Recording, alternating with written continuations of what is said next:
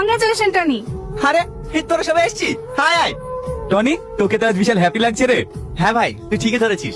আমার হ্যাপি থাকার কারণ হচ্ছে এই যে আমার জীবনে অনেক সুখ এনে দিয়েছে। এই ভাই, তুই তো বিকারি সুখী হয়ে গেলি। আমি যাকে ভালোবাসি সে তোমার সাথে সারাদিন কাজই করে, আমি এবার কি করে সুখী হবো বলদিনি? কি হবে আবার? তোর ভাই আছে না? আরে তোর জন্য মেয়ে আমি দেখবো।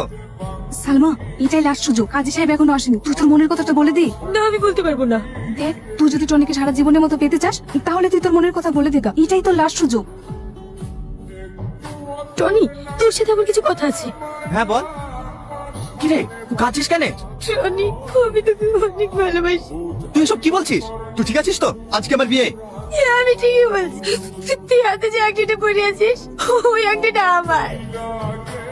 আমি তো সে না দেখে ভালোবাসা, যার সাথে তুই প্রতিদিন রাতে ফোনে কথা বলতিস, যার সাথে তুই এক রাত কথা না বলি থাকতে পারতিস না। আমি তো সেই সালমা। আর এই মেয়েটা তোকে মিথ্যে বলিছে।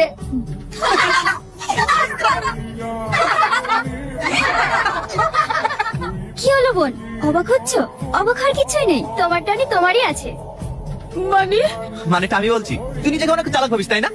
আমি অনেকদিন আগেই জেনে গেছি যে বন্ধু আমাকে পাগলের মতন ভালোবাসে, সে আর অন্য কেউ না, সেটা হচ্ছে তুই। তুই কি করে জানলি? কি করে জানলাম শুনবি? তাহলে শুন। বল, কি বলবি?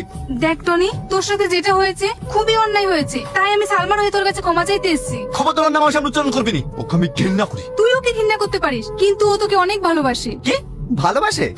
তুই সালমাকে চিনতে পারিসনি, ওই সে আংটিওয়ালা মেয়ে যাকে তুই পাগলের মতো ভালোবাসি।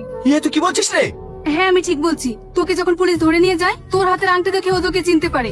ও খুব কান্না করছিল রে, আর আফসোস করে বলছিল আমি কি ভুল করলাম। তারপরে তো প্রিন্সিপালকে সঙ্গে করে নিয়ে গিয়ে তোকে ছাড়িয়ে নিয়ে আসলো। তাহলে ও যদি আমাকে ভালোবাসে, তাহলে আমাকে এতদিন বলেনি কেন? ও কি করে বলবে বল? ও তোর সাথে যে অন্যায় করেছে, লজ্জায় তোর সামনে আসতে পারিনি।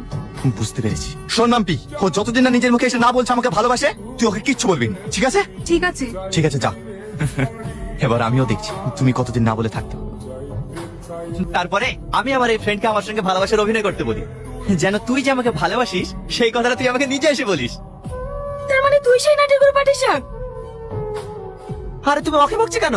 তুমি আমাদেরকে এতদিন জ্বালিয়েছো, আমরাও তোমাকে একটু জ্বালিয়েছি, একটু সহ্য করো। তুমিও না।